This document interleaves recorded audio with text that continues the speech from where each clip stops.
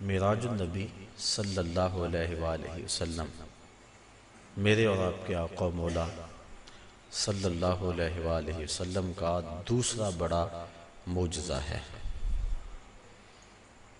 اللہ تعالیٰ نے اپنے محبوب کو ان بلندیوں تک بلایا جہاں کسی کا پہنچنا تو بڑی دور کی بات ہے، کسی کا خیال اور وہم بھی نہیں پہنچ سکتا۔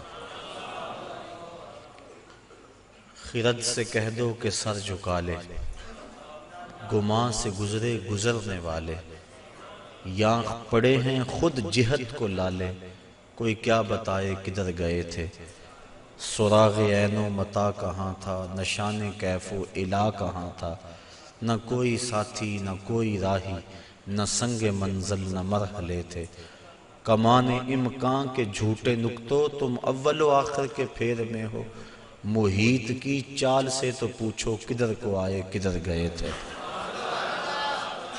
مرغ عقل تھک کے گر پڑتا ہے، جن بلندیوں تک حضور پہنچے کسی کا خیال اور وہم بھی نہیں پہنچ سکتا۔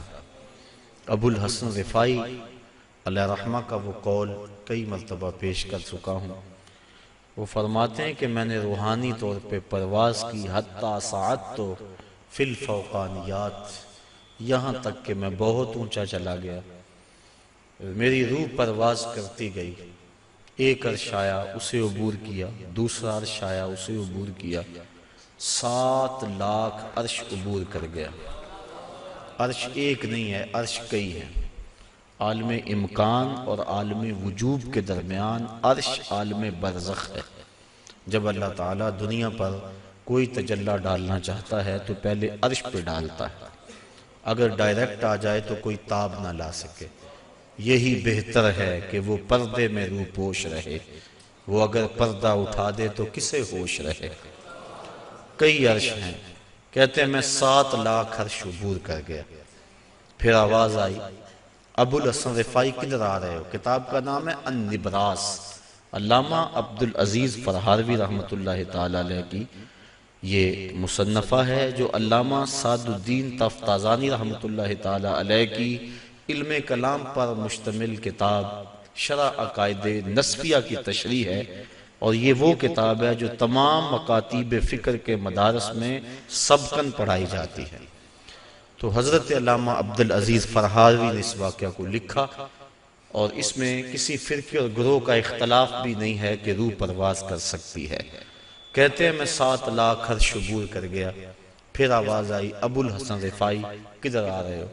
تو میں نے عرض کی مالک معراج کی رات جس عرش پہ محبوب کے قدم آئے تھے، میں تو اس عرش کی تلاش میں نکلا ہوں، نہ سفر بشرط معال ہے، نہ طلب بقید سوال ہے، فقط ایک سیری ذوق کو میں بھٹک رہا ہوں کہاں کہاں، میرے دل کی یہ خلوتیں کئی بار سج کے اجڑ گئیں، مجھے بارہا یہ گماں ہوا تم آ رہے ہو کشاں کشاں۔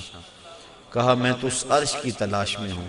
پھر آواز آئی ارجع لا وصول لکا، ابو الحسن رفاعی پلٹ جاؤ، تم کروڑوں سال بھی پرواز کرو لیکن جس عرش کی چھاتی پہ میرے محبوب کے قدم آئے ہیں وہاں تمہارا خیال بھی نہیں پہنچ سکتا۔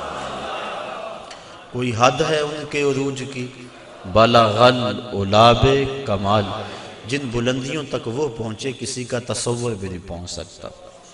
بشر بھی پیچھے رہ گئے، نوری بھی پیچھے۔ نوریوں کا امام سدرہ پہ ہاتھ جوڑ رہا ہے، لو دنو تو ان ملتن لہ ترکتو، اگر میں ایک پورے کے برابر بھی آگے جاؤں تو میرے پر جلتے ہیں۔ کوئی فلک تے رہ یار گیا، کوئی جا سدرہ تے ہار گیا، ایک کالیاں زلفاں والا سی جڑا عرش تو بھی لنگ پار گیا۔ وہاں تک پہنچے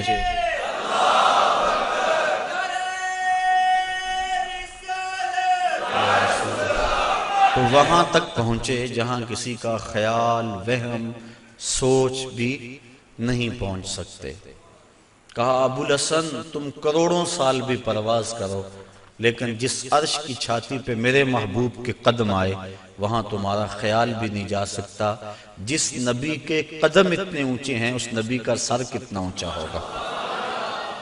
یہ تو دماغ خراب ہو جائے تو انسان تولنے بیٹھتا ہے نا، بلا سنار کے چھوٹے سے ترازو پہ منوں اور ٹنوں کا حساب تو نہیں ہوتا، رتی ماشا تولے کا حساب تو سنار کا ترازو دیتا ہے، لیکن منوں ٹنوں کا حساب تو نہیں دیتا، ٹوٹ جائے گا ترازو۔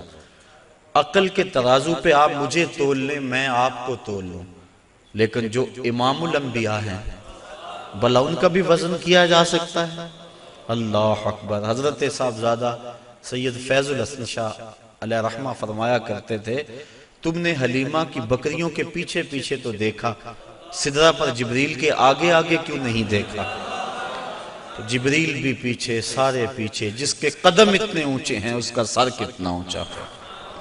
اللہ اکبر۔ تو میرے اور آپ کے آقا و مولا وہاں تک گئے جہاں کسی کا خیال بھی نہیں جا سکتا۔ یہ سفر، اور یہ میری زبان سے سفر نکلا، اس کو قرآن نے ویسے سیر کہا ہے، سبحان الذی اسریٰ بعبدہ، اس کو قرآن نے سفر نہیں کہا، سیر کہا، سفر معراج نہیں، سیر معراج۔ اور آپ جانتے ہیں کہ سفر اور سیر میں کتنا فرق ہے۔ آپ صبح سیر کرنے نکلتے ہیں تو 1 کلومیٹر کا فاصلہ 1 گھنٹے میں طے کرتے ہوں گے، راستے میں ہر منظر پہ رکتے ہوں گے، کہیں پھول کھلا ہے تو طبیعت وہیں مچل گئی، رک گئے، اس کی خوشبو سونگھتے گئے اور اس کی پتیوں کا نظارہ دیکھتے رہے۔ بندہ سیر کرے تو گھنٹے لگتے ہیں، اور اگر آپ سفر کریں تو چند لمحوں میں طے کریں گے۔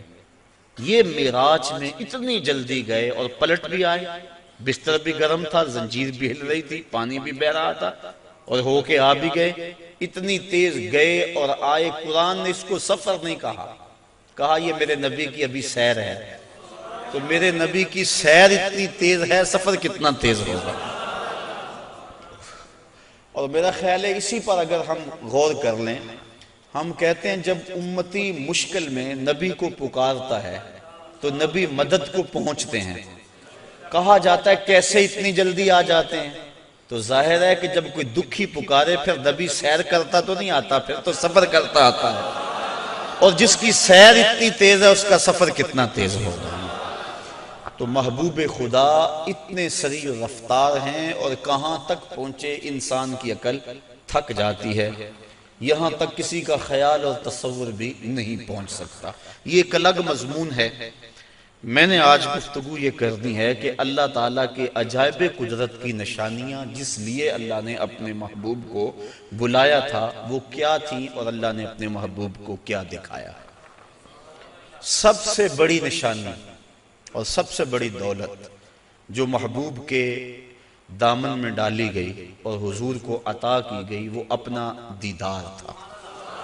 سب سے بڑی دولت جو اللہ تعالیٰ نے اپنے محبوب کو عطا فرمائی وہ اپنا دیدار تھا۔ رخ سے پردہ ہٹا دیا اور محبوب کو اپنا جلوہ دکھا دیا۔